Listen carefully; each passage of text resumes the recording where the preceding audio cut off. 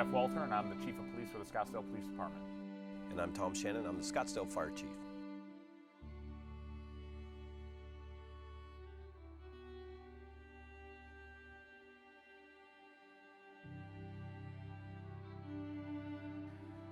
On September 11th for me, I'll tell you, at the time I was a patrol sergeant, a fairly new patrol sergeant with the Scottsdale Police Department, working out of our District 1 facility back then. And I was working nights like all new sergeants. I was working nights when my wife called me, who worked in our dispatch center or communications center at the time, and called to say I needed to wake up and turn on the TV, and that what it was going on with the Twin Towers and with attacks around the country. And so, of course, I got out of bed real quick, turned on the TV, and started to watch the chaos and the horror of everything that happened in New York City, at the Pentagon, in those surrounding areas. So it's one of those things that you hear people talk about from the '60s. They remember when John Kennedy was assassinated and where they were and what they were doing.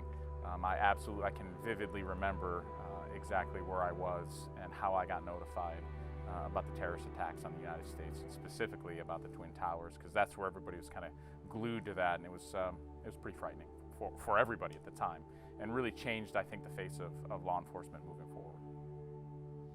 Yeah, and so interestingly, on September 11th in 2001, the urban search and rescue system had not developed the needed canines for live victims sent at a level that was satisfactory to the nation.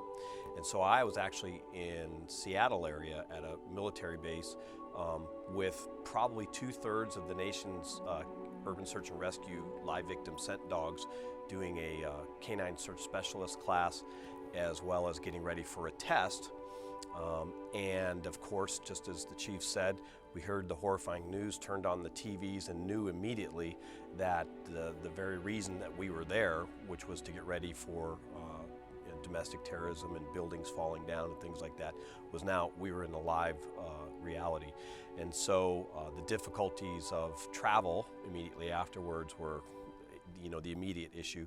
I was immediately impressed with the entire Seattle and Washington area, in that all the corporations in Seattle started offering their jets to, obviously, first the East Coast responders to get them back with their canines, as well as anybody else who was assigned to a task force. And we were assigned to Arizona Task Force 1 at the time. And so that was just a really profound example of how vulnerable we were, not only from the actual act, but also from the infrastructure to respond to the act. And so, yeah, and just as the chief said, it's still etched in my mind. You can remember exactly what you were doing at that time.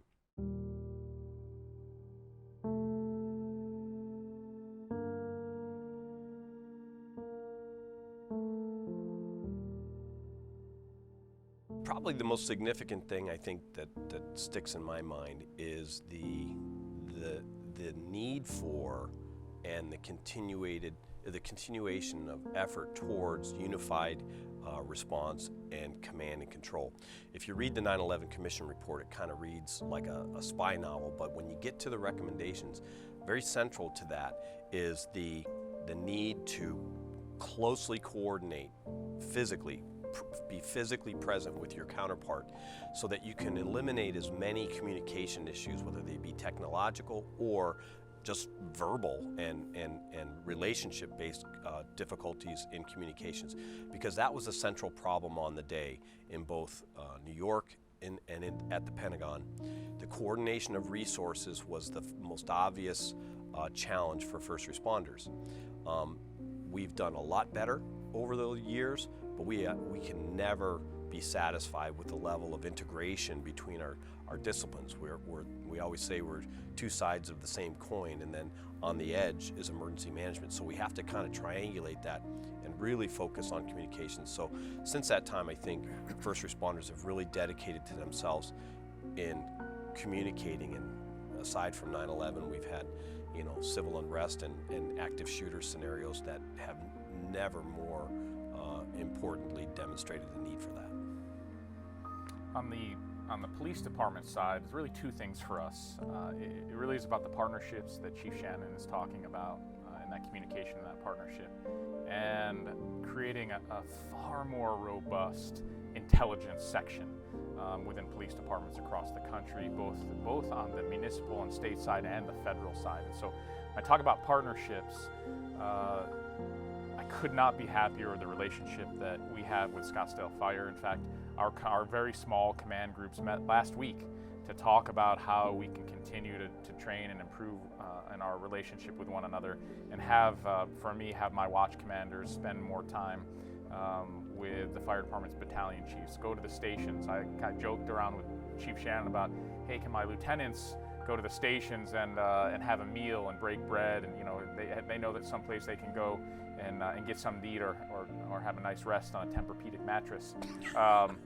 But really, it's about that communication, and I think we are so well integrated with one another here. But I like what you said, really, in terms of every day there offers us an opportunity to be better, right? To enhance that relationship. And so, outside of our relationship in Scottsdale, what I've seen is that the relationship between our police department or police departments across the country and their fellow adjoining jurisdictions. And so the relationship that we have with our bordering police agencies, Phoenix PD, Paradise Valley PD, Salt River, Tempe, and then other agencies in the Valley, I'll be straight up honest with you, in the past, we were never as good as the fire service and how they have mutual aid with one another.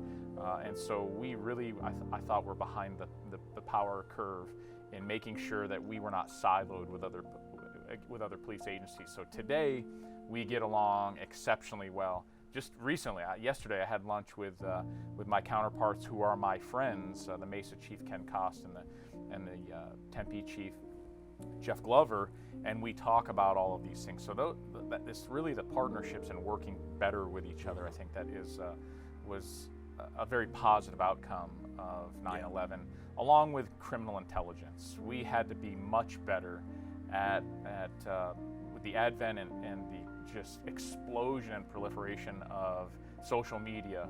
We had to get much better at scrubbing social media, looking at open source documentation, and just a better effort at our intelligence. When we look at the 9/11 Commission report that you mentioned, we had some failings in the intelligence community at the federal level and at the state level. And so we have to be better at that. And today, and we continue. We talk about social unrest. Even last year, we had a robust criminal intelligence unit, but we can do even more. And so we continue to evolve and better that. And those are all outgrowths of what happened on 9/11, to make sure that we're better in our partnerships and better in our intelligence gathering. Yeah, and I guess the only other thing I'd add is even before 9/11, probably from Oklahoma City to 9/11, there was a lot of effort towards domestic preparedness and those sorts of things. So we were getting there. It's just the bad guys on that day really exploited the reality that we were siloed, that there was rigid entities with policy and procedure, and information sharing wasn't anywhere near as fluid. We didn't think, what do I know and who else needs to know it? Right. So that's probably the key. Yeah, you bring up, I think, a great component when we talk about, I think, siloed. One of the other things that we wound up doing as a result is we now have a much better relationship with our federal partners. Right. So we have a detective embedded with the Joint Terrorism Task Force with the FBI. We have partnerships with DEA and ATF now that we didn't have previously, and so, or to the extent that we have them now. And so that, again, you know, we always try to bring a silver lining or create positives out of some very negative experiences, and those are some of those. Yeah, I agree.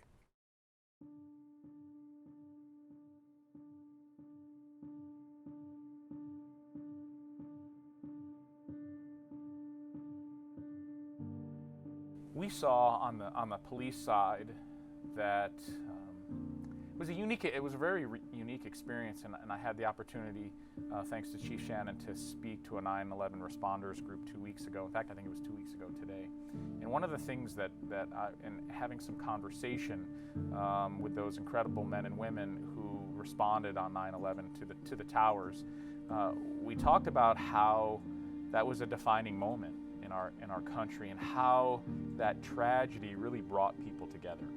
And sadly, it's been 20 years, and in that 20 years, we find ourselves becoming divided again. And it was that tragedy that brought us together. I shared with them that it's not my hope that we have another tragedy to bring us together, but what we found was what I think is the best in public safety and the best in Americans who looked at that tragedy and said, how can we come together? And it galvanized people who said, you know what, I want to be part of that. They recognized the sacrifice and the service of FDNY and NYPD in particular in going toward the calamity. While everybody was running away, they were going toward the calamity. And that's who we employ. Those are the people who come into our service. And so what I think we found was we started to get more applicants on the police side that wanted to be a part of that esprit de corps, that service to the community. And so that was a little bit of a boon for us in terms of just seeing more candidates who wanted to serve. I think that one event is really, it is a poster for service and sacrifice, and there are still people in this country that raise their hand and say, I want to do that. I want to be a part of something special. I want to be a part of something bigger than myself. Yeah, I think like the concept of all hazards response was really represented in that whole time period. It wasn't just responding to the horrors of the day. It was understanding that we needed to harden our targets prior to, and then develop mass care plans, and each individual public safety discipline couldn't not think about the other party. And so the new folks that we see coming on board now understand that this is kind of a holistic, in the fire service we say we're social service workers that get to fight fire, and that's really never been more true. And so we look for opportunities to really kind of, rather than having them experience adverse things, help them understand very viscerally what can be gained through understanding what citizens and visitors are going through during those times and how we can kind of mitigate those things. So we still have a lot of people who want to be firefighters, thankfully. I always tease the chief that when they're interviewing, I tend to walk through the lobby and just let them know that if it doesn't work out with them, just apologize for what you've done and come over to the fire department. We'll take you. But thankfully, there's still a lot of folks who have servant hearts, and that's what we're looking for.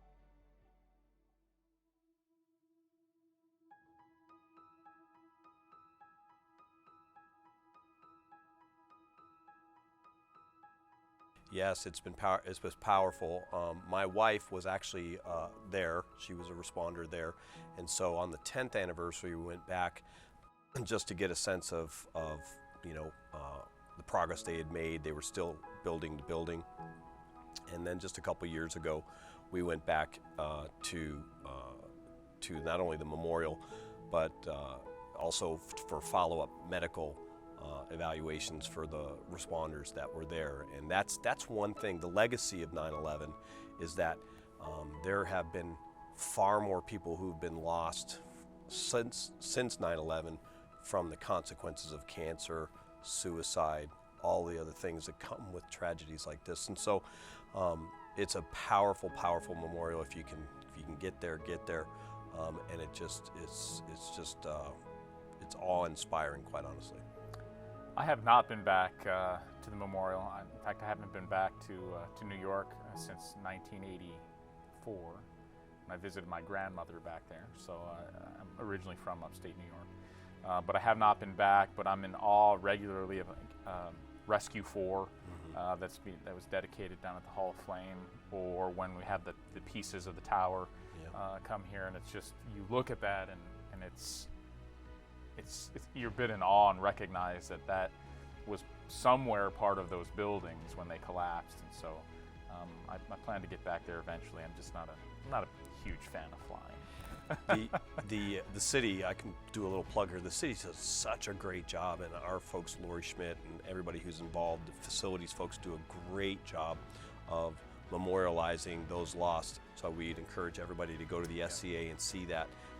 as they can, and really just spend some time looking at the exhibit. It's quite powerful.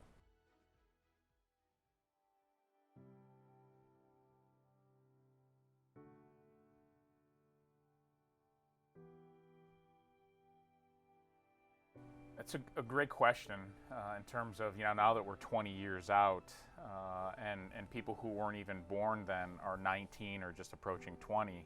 And I liken it almost to when you try to describe major events in history, the Vietnam War, World War II, or World War I, and the atrocities committed by the Nazis. How do you get those points across? And so, fortunately, in the advent of social media and a lot of video, there is, for those who are wanting, I always tell people, it's just YouTube. Look at what that day looked like, and then have conversations with people in public safety who were there, or who were in public safety during that time period. And how I describe that is really, it's like a punch in the gut, or all the wind comes out of you and you say, how is this possible? How is it that, iconic buildings that reaching for the sky are now on the ground in rubble with human beings in those? And so it's really imparting the feelings, I think, of the moment of that day. And I know I mentioned this in an earlier question. My real concern is that that event was a galvanizing force for Americans to say, we're going to combat this idea of terrorism and the people who did this. And sadly, what happens is, and I think of Vietnam or World War II or any major incident in history where it galvanizes people toward a shared goal of putting down evil. And 20 years later, I feel like we just couldn't be more apart. We are polarized on different views, that when something like 9/11 happens, you realize, wait a minute, none of that matters. What matters is we're all human beings, all striving, toward greatness. We want to do great things. We want to raise our families. We want to be safe. We want to live in a safe environment. And when instances like that happen, we realize how small and trivial some of those issues are. So for me, it's really about, you can search anything on YouTube and on the internet. Watch some videos, watch some documentaries, and then talk to public safety professionals or people who remember where they were and how much of a struggle that was afterward to deal with, 3,000 people in various instances who all died at the same time. Yeah. That's a huge event, but we've got to be willing to really research that and get into it. Yeah, well said. I don't know how much I can add, except to say, it's hard to describe adversity. It has to be felt, and that's the greatest lesson. And so, sadly, all we can do is prepare the youth of our services with some resiliency through training and education, so that when those days come, and I can remember the stark silence and just the quiet hush that it was in everyone. Yeah. And how deafeningly quiet the skies were. Yes, absolutely. And to try to describe that for our young ones is hard. But I have every confidence, and even though news of the day is disheartening for sure, and we are tribal, and it's just really frustrating as a public safety partner, I have confidence that when the chips are down, people are going to set down their clubs and pick up a weapon for good.